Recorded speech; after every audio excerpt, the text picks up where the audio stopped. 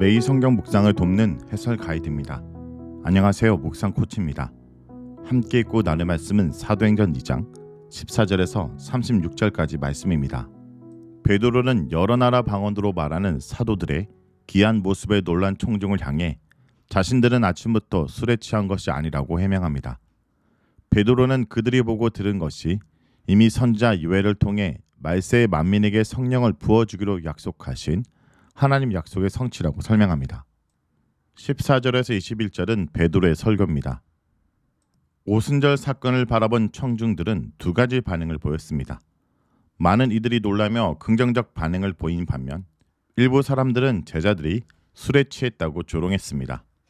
이에 베드로는 12사도를 대표하여 모인 청중에게 해명합니다. 지금 벌어지고 있는 일은 아침부터 술에 취했기 때문이 아니라 요엘 선지자의 예언의 성취로 이해해야 함을 지적하며 요엘서 2장 28절에서 32절을 인용합니다. 요엘서 2장 28절에서 32절은 로마서 10장 13절과 요한계시록 6장 12절에서도 인용됩니다. 이러한 사실은 사도행전의 역사성을 부각합니다.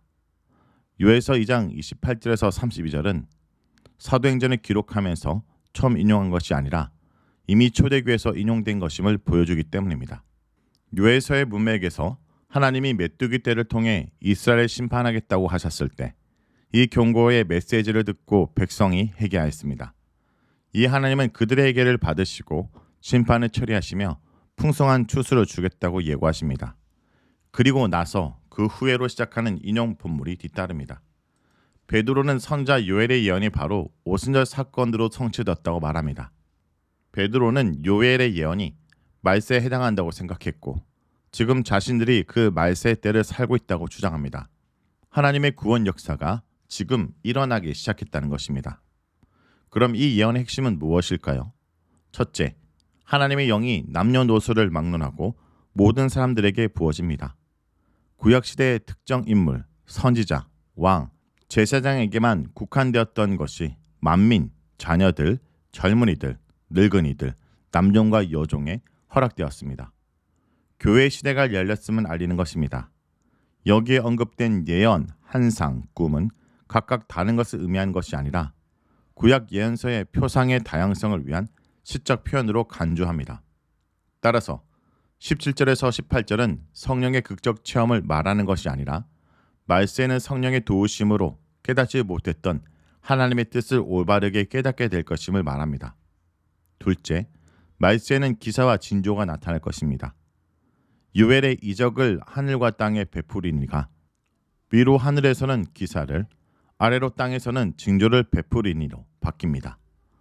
여기서도 기사와 징조는 유의어입니다. 땅의 징조는 방언과 앞으로 일어날 여러 기적들을 가리키고 하늘의 기사는 말세의 종말을 알리는 미래의 기사들을 가리키는 것으로 보입니다. 셋째, 반드시 최후의 심판의 날이 있을 것인데 그것이 바로 여호와의 날, 곧 주의 날입니다.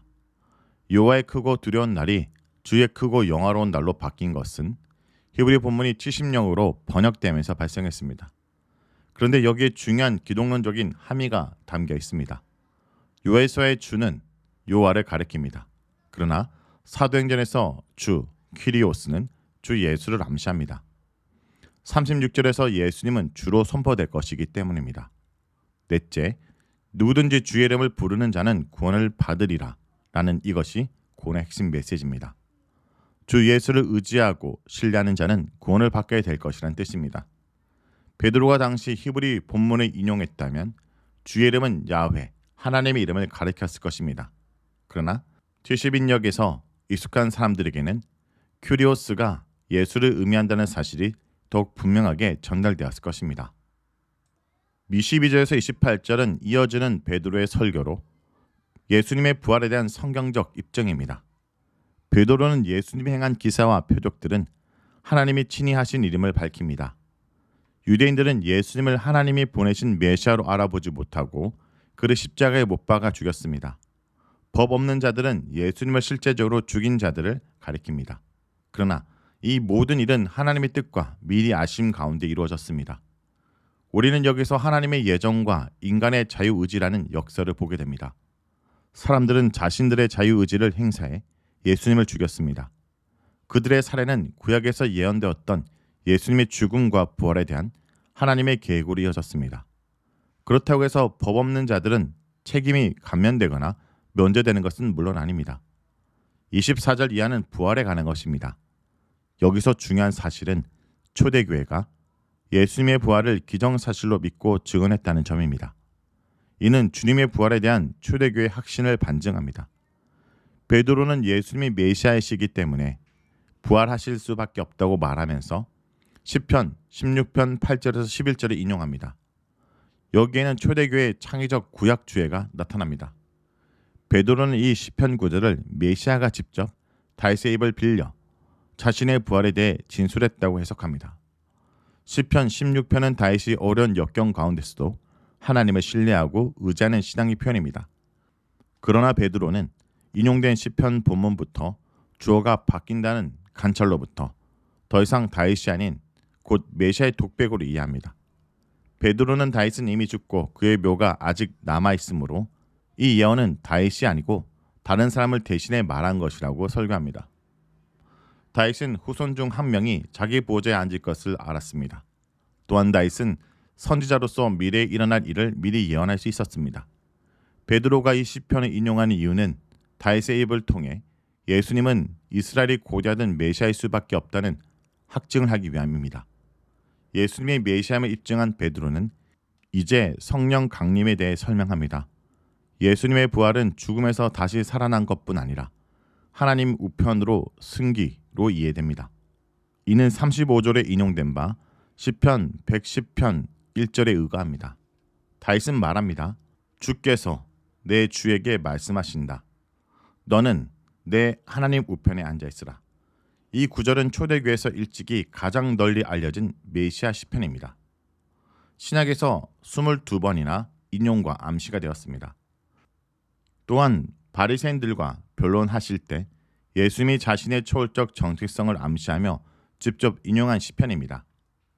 하나님이 너희가 십자가에 못 박은 예수를 주와 그리스도가 되게 하셨다라는 내용으로 베드로는 설교를 결론 짓습니다.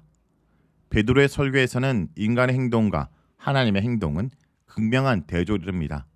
베드로는 시편의 예언을 통해 예수님이 이미 태초부터 주와 메시아였음을 확증했다고 말하고 있습니다.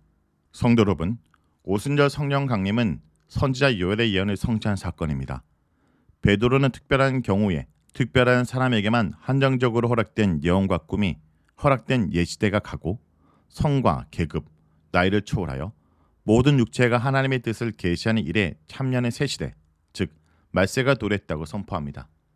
이제 성령이 증거하시는 예수님을 인정하지 않으면 멸망할 것이고 오직 예수를 주로 인정하는 자만 구원을 얻을 것입니다.